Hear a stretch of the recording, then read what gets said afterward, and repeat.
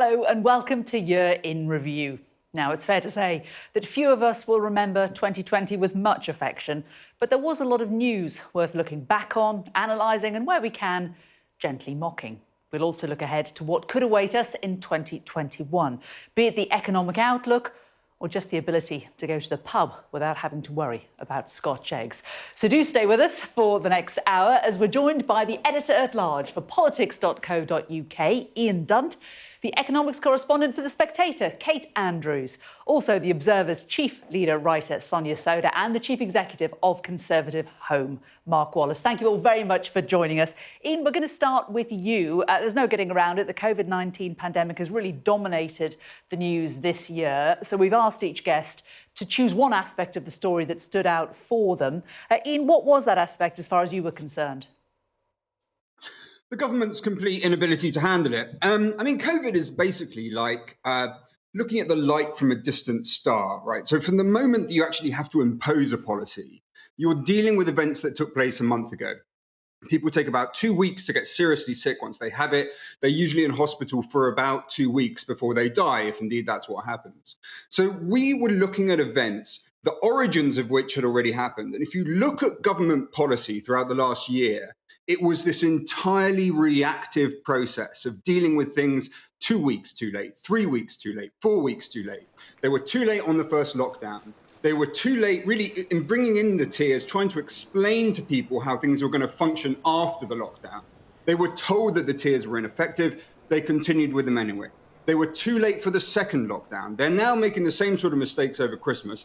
In the background of all of that, you have track and trace, which we were promised in this kind of tub-thumping, jingoistic way would be this British success story. And in fact, it's just this mess of privatized, subcontracted, ineffective programming. Throughout that, what you have seen is tens of thousands of deaths of people that did not need to take place if the government was on top of what it was doing. It was late every step of the way, and it is a degree of government failure which we simply haven't seen in our lifetime. OK, full marks for bringing in a star so early on this programme. Kate, do you think it's a fair assessment? I mean, none of us knew what this pandemic was going to bring. Lots of different countries handled it in lots of different ways. Why was the British way of handling it wrong? Well, look, I think a lot of mistakes have been made along the way, and Am has pointed a fair few of them out. I'm not as convinced that having lockdown days a week earlier would have necessarily resulted in as many lives saved as Anne and I both hope would do. I think what we've seen, the data from circuit breakers in Wales, from lockdowns in England, especially the second time round, would suggest that the infection rate goes up and down, not always necessarily when you want it to. Wales circuit breaker more or less seems to be a failure now in getting infections under control. So I don't think it's as straightforward as that. But England, in particular, the UK as a whole, has a lot to answer for when it comes to that number of excess deaths. In the first wave of coronavirus, it was indeed the worst in Europe. That is a painful track record, and one that you can tell through decisions that have been made more recently the government really wants to correct. Mark, you're a Conservative supporter, editor of Conservative Home. Your issue with how it's been handled is one particular element, it's the messaging. Well, I think as Ian and Kate have just said, there's lots of different issues, but one thing that particularly struck me was that once you had that decision to lock down, you had that incredibly clear message, the stay home, protect the NHS, save lives. You had the deployment of the massive popularity of the NHS in the messaging. You even had the Queen coming on TV to help get the message across.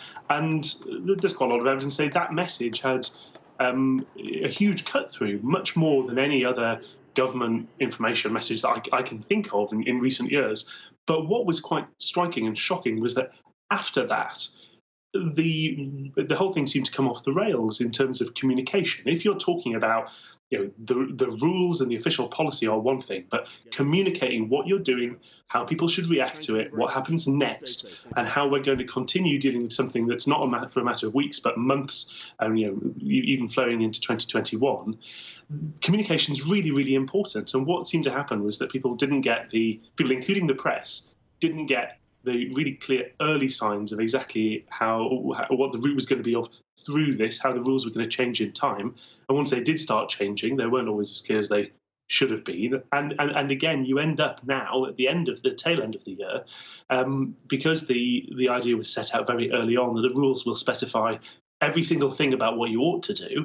The government has made a rod for its own back, and therefore every time they come up with any set of rules, people then come back and say, well, exactly how big should the Scotch egg be in order to be able to sit down and have a drink with it? But, that is something that's a product of comms that went wrong. And if you consider how big the communication PR state is, and how expensive it is, it's quite shocking that happened. Let's bring Sonia in on this. I mean, Sonia, when we think back to big government campaigns, road safety campaigns, clunk, click for every trick, dig for victory.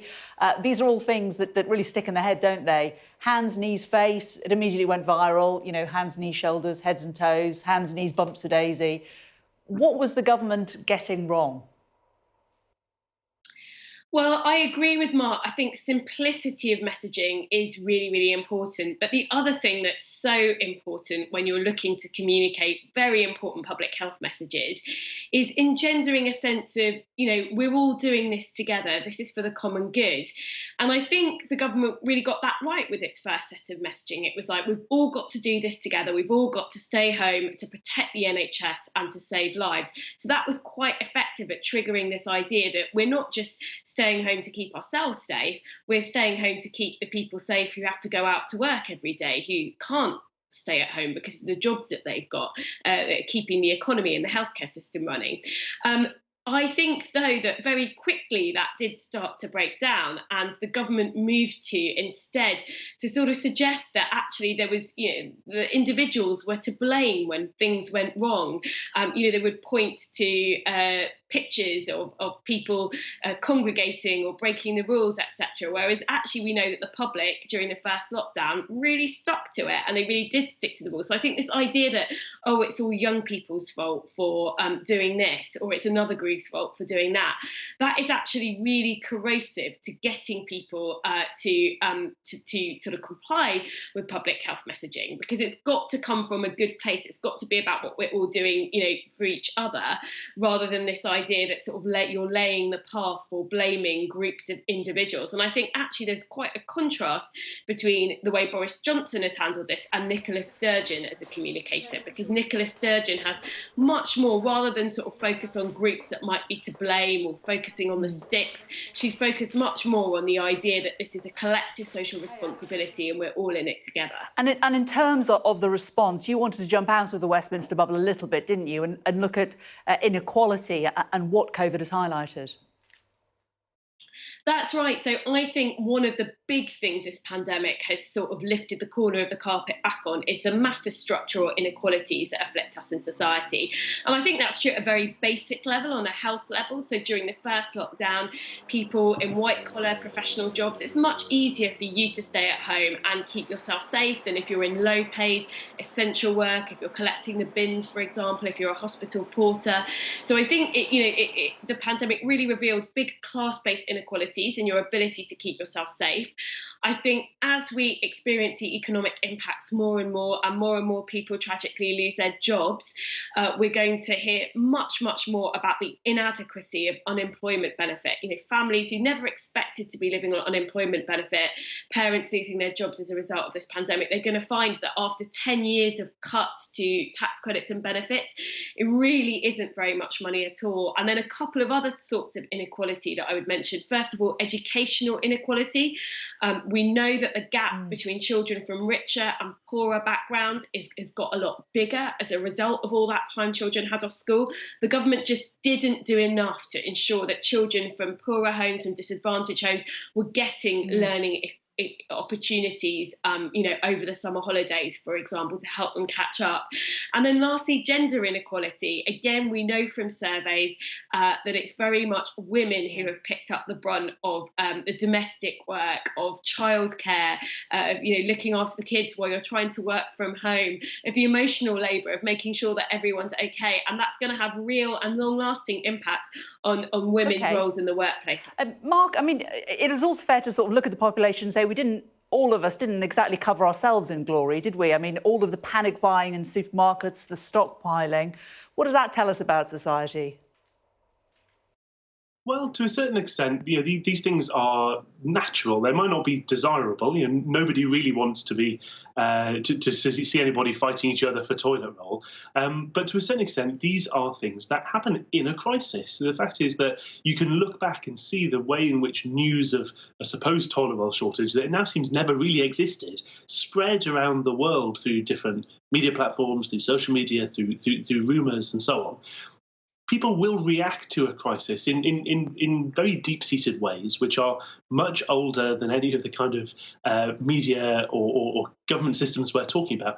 But there is a responsibility, of course, to work out how to address it. It's weird, I think, that one thing we've seen in this is that at times it's felt like politicians have placed too much weight on sometimes untested kind of behavioural science. There's quite a lot of scepticism from epidemiologists about the idea that people were going to tire of lockdown quickly, or of lockdown compliance quickly. But at other times, you can foresee things like stockpiling, and it seems like things like that haven't been given the proper weight in terms of planning ahead as to how people are going to react to things, whether you like it or not. Let's bring in Kate, because it's the economic impact that you're really fascinated with. And it does seem like the government managed to find its magic money tree.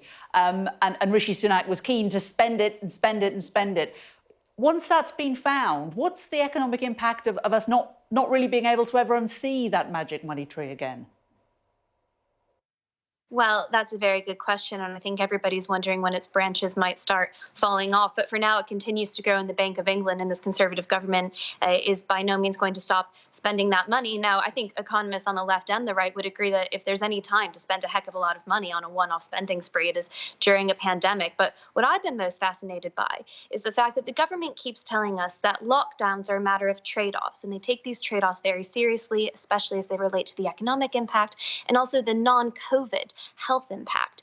And yet, in action, they seem to hold those things as being very secondary to the immediate COVID crisis. And I was most shocked that it turned out in November that the Treasury had not bothered to model the economic impact of the tier restrictions or specific lockdown restrictions. So from the 10 p.m. curfew to crackdowns on socializing, they hadn't tried to model the economic impact of that. Now, models are difficult.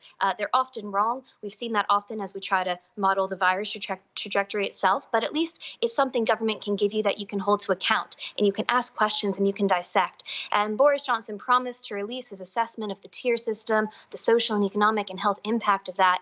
And when we actually read it a few weeks back, it turned out to be a justification as to why the government wasn't going to give us any data. The Times says there is a secret dossier that reveals the economic impact, but it's not something that they're sharing with the public. Now, anyone who's been under these lockdown restrictions knows full well what that's doing to their community, to local business. The hospitality sector in particular is under so much strain at the moment. And I just find it quite unbelievable, really, that, you can make the argument for lockdown and you can make it wholeheartedly, but you would expect, if they're really talking about trade-offs, that they would have assessed some of the other things and the medium to long-term health impacts on people from a struggling economy and from many patients not being able to access care. I just don't think from government we've seen anywhere near enough of the actual breakdown of these trade-offs and what they mean for the public. OK, a lot of negatives there about COVID. Thank you all very much for bringing those.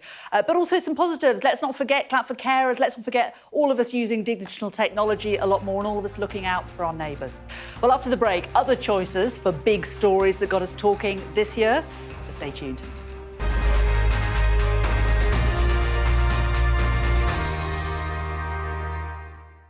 Welcome back to our Year in Review. We turn now to our panellists' choices for what would have been their big story of the year if it wasn't for that pesky pandemic. Let's start with Kate. Now, we promised we didn't just book you because you are an American, but it is certainly helpful. From COVID, from the election, Black Lives Matter, what is going on in America? What an extraordinary year. It has been, and the U.S. presidential election and the lead up to it would have certainly been my story had it not been for the COVID crisis, because it's not a straightforward narrative. The terrible killing of George Floyd in May really blew the lid off the pressure cooker that is race relations in America and had been building for some time. I mean, here in the States, hearing "I can't breathe" on camera as a Black man is killed is not even the first time we've heard that. Eric Gardner, 6 years previously, was put in a chokehold by police and killed on the street for selling single cigarettes. So it was a long time coming, and Americans have shown that they really want to tackle this, but interestingly, not through identity politics. The radical left in America was defeated in the primary process for the Democrats and emerged the most centrist career politician you could really get in Joe Biden. And he won the presidential election in an electoral landslide. He had the most votes cast for him than any other presidential candidate in history. But again, interestingly, Donald Trump had the second highest number of votes cast for him. And it's not so simple as to say the Democratic Party dominated. We have seen the Republican Party do very well on the state level, and it looks like they may keep the Senate. You have had the U.S. President Donald Trump doing everything that he can to undermine the process, but I don't think the American people are falling for it. American institutions have held up and been incredibly robust from the election itself to the courts.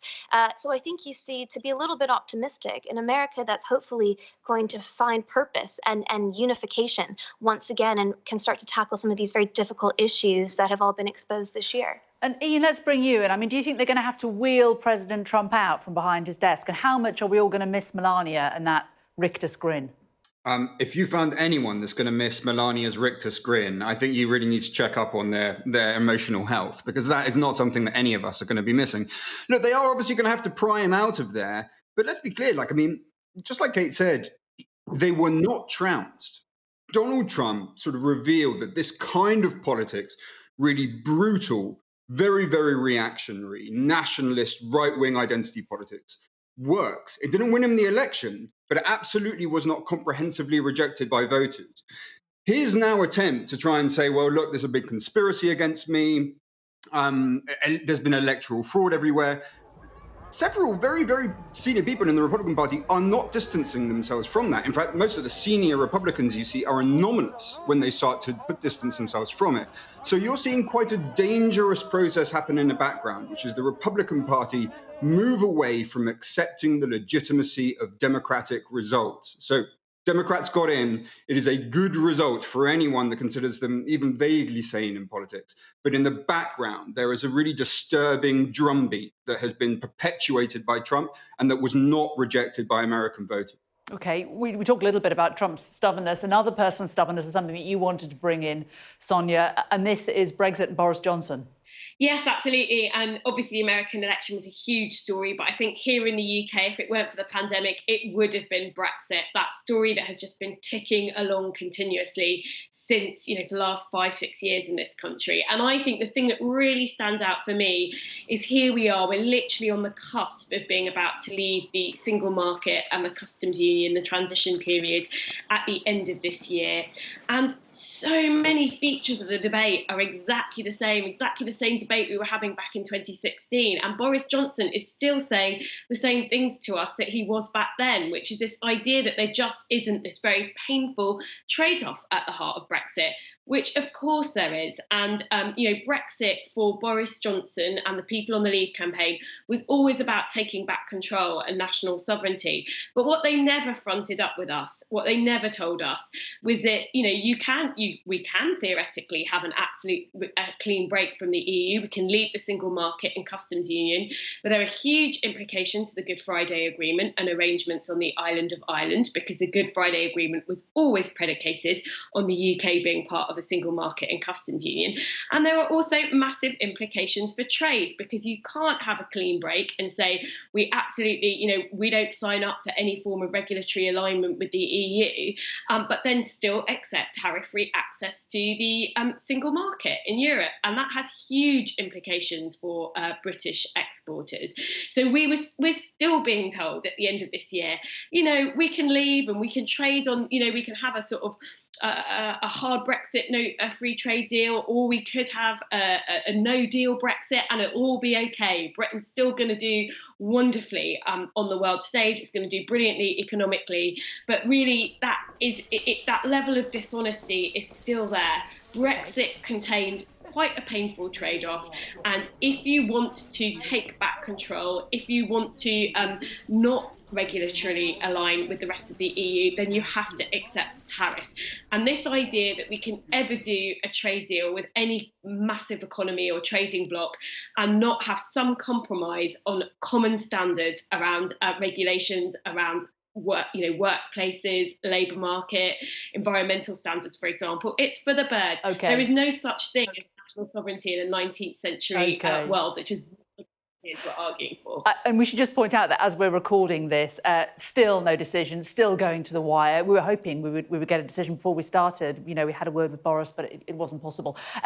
Mark, to you to react to that, there is a delicious irony, isn't there, in the man standing in front of that bus, talking about the money for the NHS, being the one that has to get it over the line?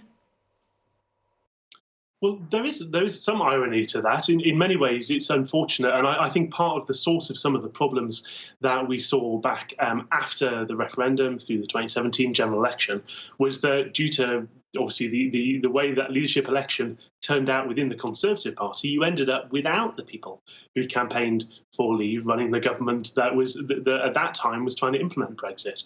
I agree with Sonia on one thing that she's just said, which is had it not been for COVID and the pandemic, the really big story this year would have been Brexit. But I disagree with her on the reason why. The fact is that after several very ignominious, very damaging years for Westminster in terms of sheer indecision, the real difficulty that the political class, in terms of politicians, had implementing and adapting to that result, actually finally, at long last, in 2020, Boris Johnson, having won the election on the slogan of "Get Brexit Done," has got Brexit done. I think it's very easy if people don't have to agree with Brexit, but I think it would be a mistake to underestimate how important that is to a huge number of people around the country who for a very long time had felt that, frankly, politicians of all parties hadn't listened to them. People in power didn't pay attention to what they wanted.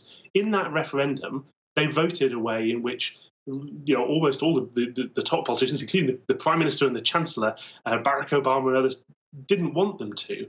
And then they visibly saw Westminster struggle to accept the willingness to keep its promise to them to do what the people chose. Finally, in 2020, thank goodness, people have seen the most powerful people in the land do the thing that voters told them to do.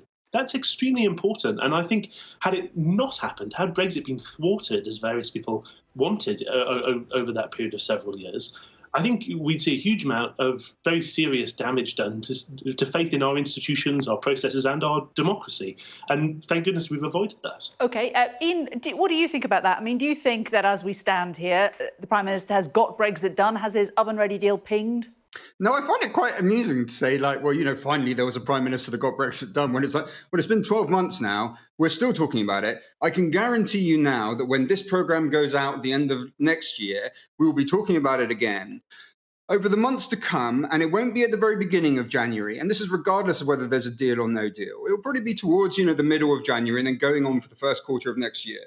We're going to see some very chaotic scenes on the border, especially between Dover and Calais. We're going to see all the old bureaucratic requirements that are demanded all over the world suddenly come back to the continent. So let me assure you, when people say he's going to get Brexit done, he has got Brexit done, he hasn't so far, you're going to be seeing a lot of Brexit news, some extremely shambolic, chaotic, ugly Brexit news, filling up the airtime in the early part of next year as well. Joy, we all love talking about it so much, don't we? Us journalists are not bored at all.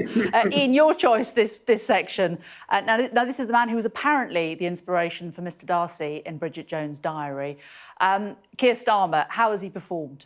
Apparently not, though. I was always in love with that story, but she's come out and said that it wasn't him after all.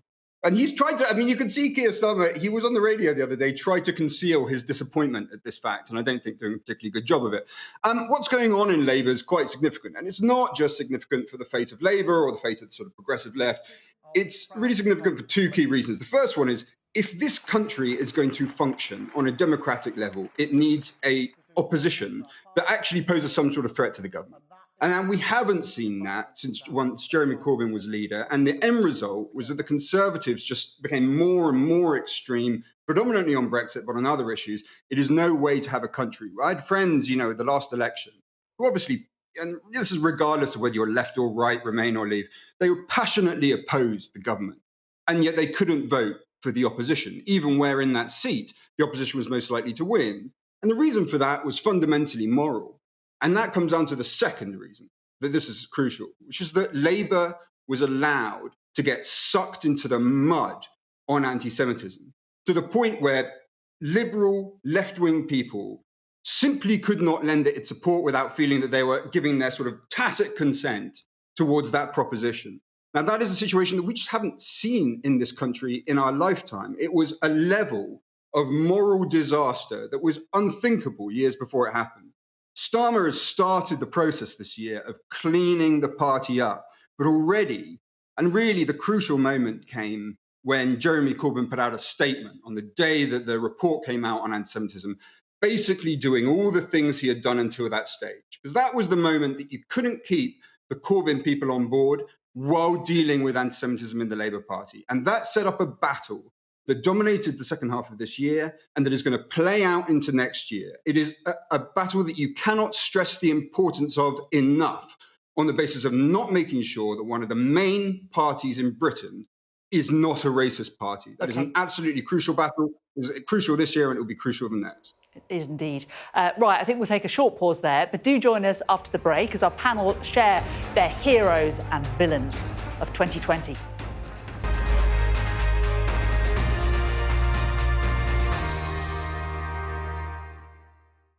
Hello and welcome back to our 2020 Year in Review here on Sky News. If you're just joining us, we're looking back over the highs and lows of 2020 with our four guests: the editor-at-large for politics.co.uk, Ian Dunt; the economics correspondent for The Spectator, Kate Andrews; the Observer's chief leader writer, Sonia; and the chief executive of Conservative Home, Mark Wallace. Now, in this section, we're going to be looking at heroes and villains. The lack of the panto season isn't going to stop us from doling out those festive cheers and jeers. Oh, no, it isn't. We'll start with our panel's heroes. And it's Sonia, first of all. You've picked the man that many says should be running the country. Tell us about him. So I've picked Marcus Rashford, the 23-year-old Manchester United footballer who forced not one but 2 U-turns from the government on the provision of free school lunches for children from poor backgrounds during the summer holidays during a pandemic. I think there are just a couple of things that really make Marcus Rashford stand out. First of all, even though he's this world-famous footballer, this was always about the issue for him. It was never about his own ego. That's so clear from the way he talked about the issue. He wasn't afraid to speak truth to power. Even when the government gave him an MBE, that didn't buy him off. He still kept campaigning for what he believed was right. And secondly, I think the thing that's so brilliant about him is that he grew up in poverty himself. Free school meals made a big difference to him, and he spoke so articulately about the difference that this sort of government support can make to you, and look where he's ended up. So I think he's really helped change the way that the public see poverty and the challenge of making sure that your kids get food on the table when you're in a very, very low paid job, and the difference that that can make to their lives. So all kudos to him. Marcus Rashford, number one of our heroes. Ian, who have you gone for? Gone for NHS staff. Special mentions Captain Tom there, who were on the front line during this thing when most of us, in jobs, frankly, like the ones that most of your contributors to this programme have, we were all safely at home. They were still going out to work, doing the job in the middle of this pandemic. And it's not just really NHS staff. Like, what was important this year was seeing how many people there are on the real front line of keeping society running. And that's the people that we don't usually recognise, right? So yes, teachers, also people that come to deliver parcels to your door, people that work in the corner shop, that work in the supermarket, who don't really get any acknowledgement.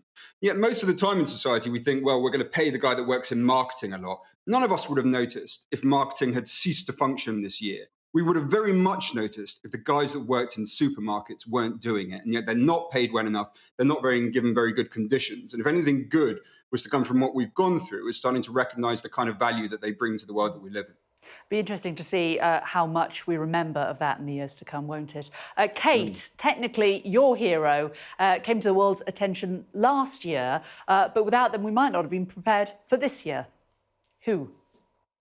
Yes, I've selected Dr. Lee Wen Liang, and he is the Chinese doctor who alerted his colleagues at the end of December last year to an illness that he thought looked like SARS. But I've picked him in 2020 because sadly he passed away from COVID-19 in February, but in mere months had a huge impact on the world. He was a member of the Communist Party of China, but he blew the whistle anyway. He was hauled in, intimidated, forced to sign a piece of paper saying he was essentially making it up. He himself very sadly died of this virus virus because he continued to help the patients that needed him most. We'll never know the counterfactual if we had been alerted to this virus sooner, if it could have been better contained and if fewer people would have died. But I feel certain in saying that Dr. Lee has probably saved countless lives with his bravery by in a very difficult situation with an authoritarian state breathing down his neck, still blowing that whistle, alerting his colleagues and alerting the world at large. And Mark, you've also stayed with a COVID-linked hero, well, two heroes who are very, very humble, but they too, their actions could save many, many lives. Yes, my nominations for Dr. Ugur Sahin and Dr. Özlem Türeci, the couple who are behind the cutting-edge technology which has produced the first vaccine to be approved and to be delivered to people. The fact is that back in March, April, May, a lot of people were talking about the fact that it may take years to get a vaccine. Maybe a vaccine might never be possible.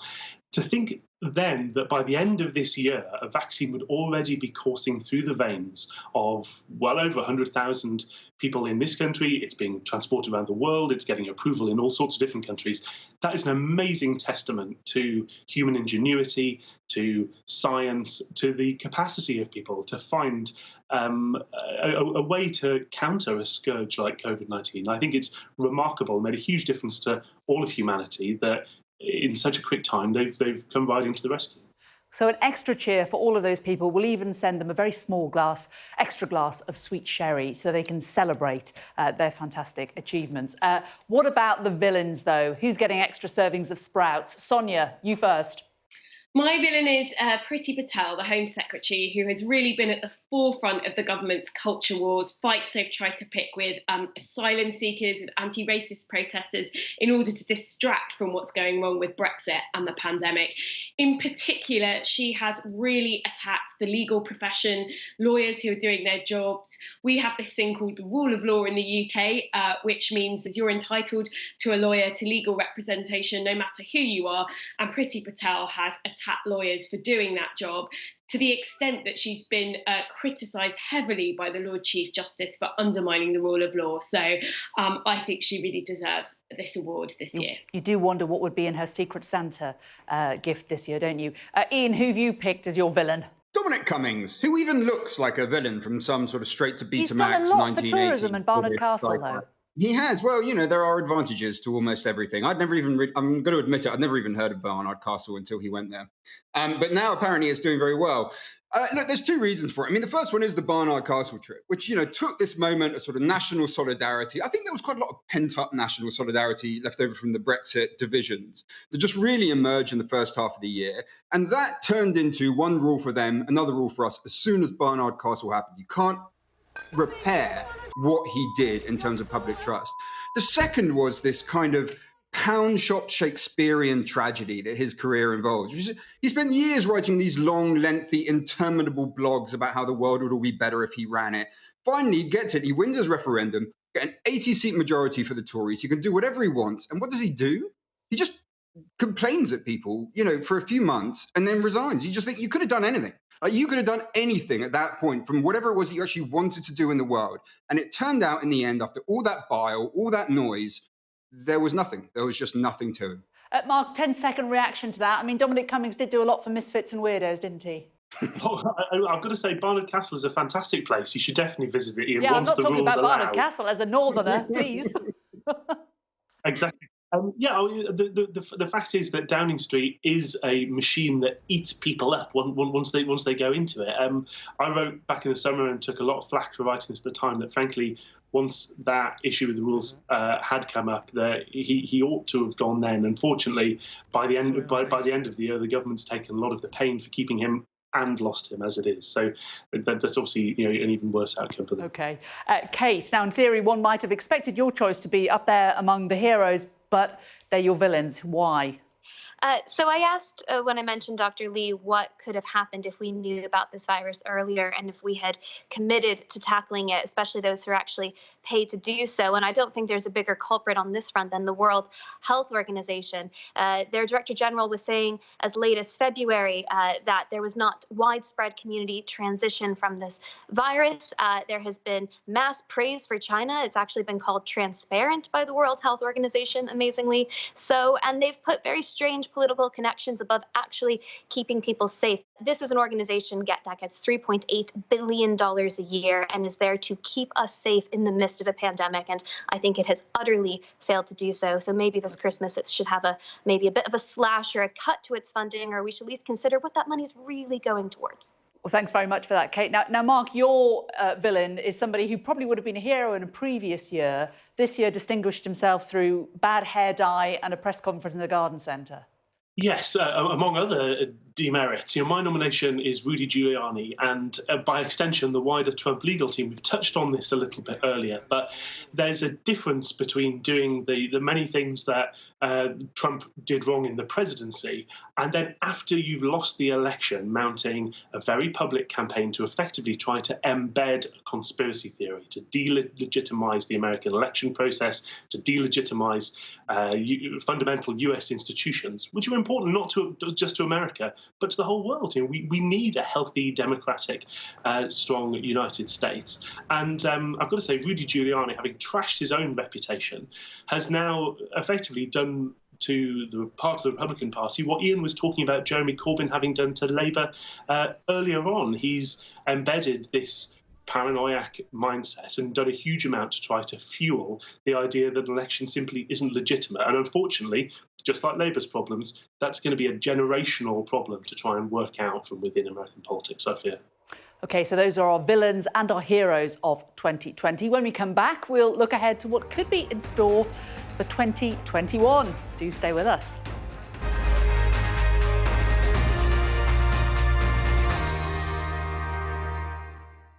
Welcome back to the final part of our year in review. Now, there's no denying that 2020 has been the toughest year that many of us can remember. But 2021's news agenda, will it cure our pandemic fatigue? Let's ask our panel for their predictions. Mystic Mark, it's time to look into your crystal ball. As the mists clear, what do you see for 2021's economy? Well, the economy is going to be the crucial question. One of the many depressing aspects of the pandemic is that even when we come out of all of this, what will be emerging is a UK and a world which is in some ways tattered and faded, simply because so much has been put on hold. So many jobs have been destroyed, so many things have been paused. And the huge question is going to be how that economic fight back begins and how it continues.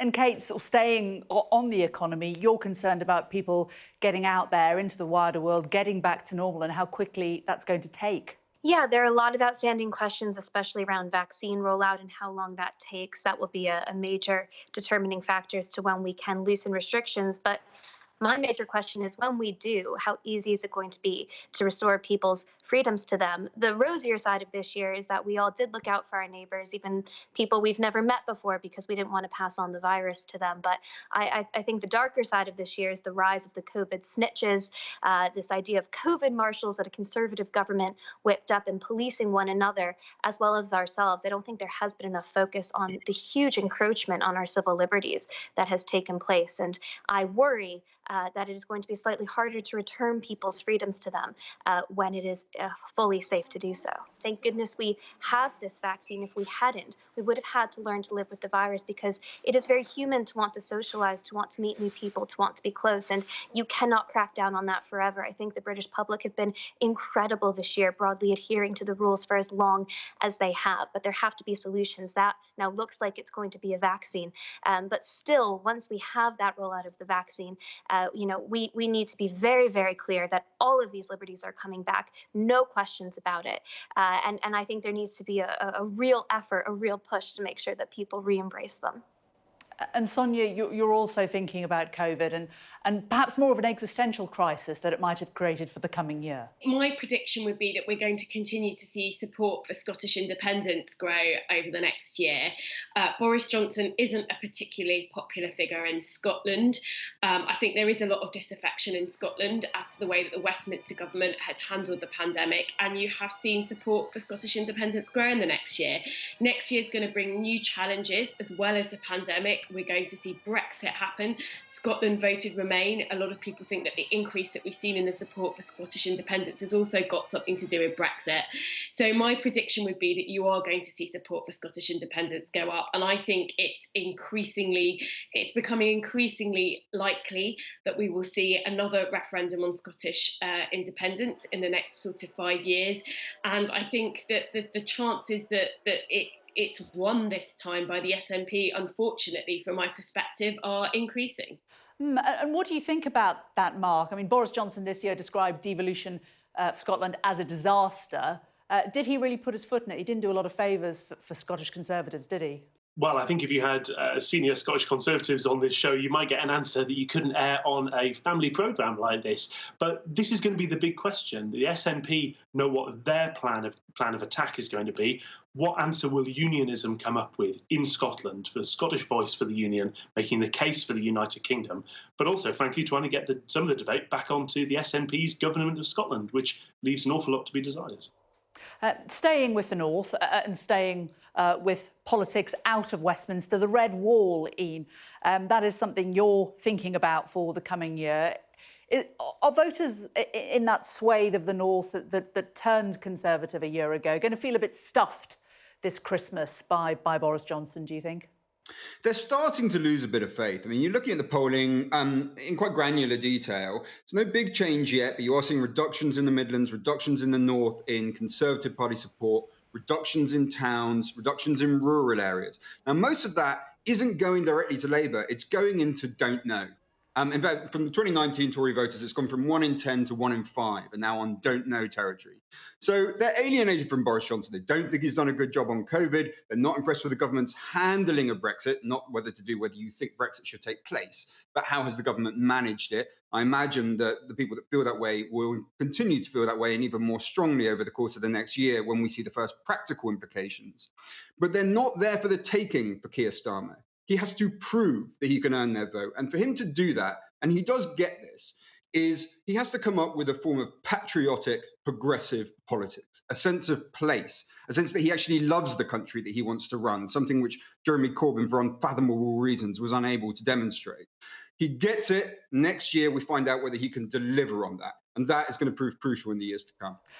Ian, thanks very much for that. And Sonia, what do you think? I mean, do you think Keir Starmer is the man who's going to be big enough, strong enough to hold Boris Johnson's feet to the fire over the coming year?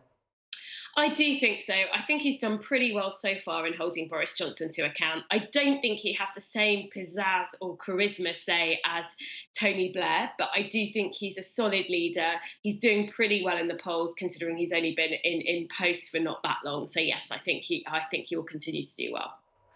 And we're going to ask you all who you think is going to be leading the country in a year's time. You all said Boris Johnson, but I want to ask you why. Mark, why do you think Boris Johnson will still be Prime Minister? Two reasons. Firstly, he won that election and that big majority, and that does buy you a lot of credit in politics, being a winner. The second reason is that the pandemic has been a once-in-a-century event, and not unreasonably, I think the next question is what the government's actually going to do in more normal times in governing the UK. Sonia, why do you think Boris Johnson will still be in charge? I think he's got a majority of 80, so I think that makes him relatively untouchable for at least the next couple of years. And Kate?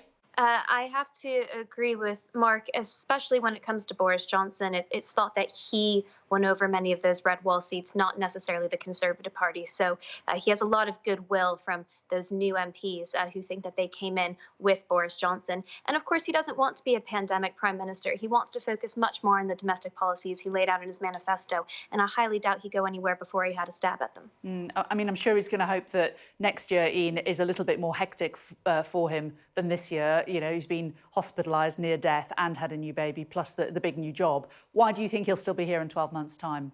I mean, look, he's demonstrably unsuitable as Prime Minister, as his record over this year shows. It is catastrophic in ways that can barely be described using human words. But nevertheless, the vultures are only starting to circle in the Conservative Party. They've been chatting away. You can see the beginning of that classic Tory process of let's stab our leader to death. It's what they do. And eventually they probably will get there with him. But we're still at the beginning. I would say in 2-3 years' time, then let's have a conversation about what the Parliamentary Party does to it. OK. Thank you all very much. That is it, I'm afraid. The crackers have all been pulled. It's just the tidying up that's to do now. Thanks to our panel, Ian, Kate, Sonia and Mark. Thanks to all of you for giving up your time today. We hope you've enjoyed our year in review, or at least that you can take comfort in being 1 hour a little bit closer to the end of 2020. Thank you so much for joining us. Enjoy the festive period as much as you can and do take care. Bye-bye.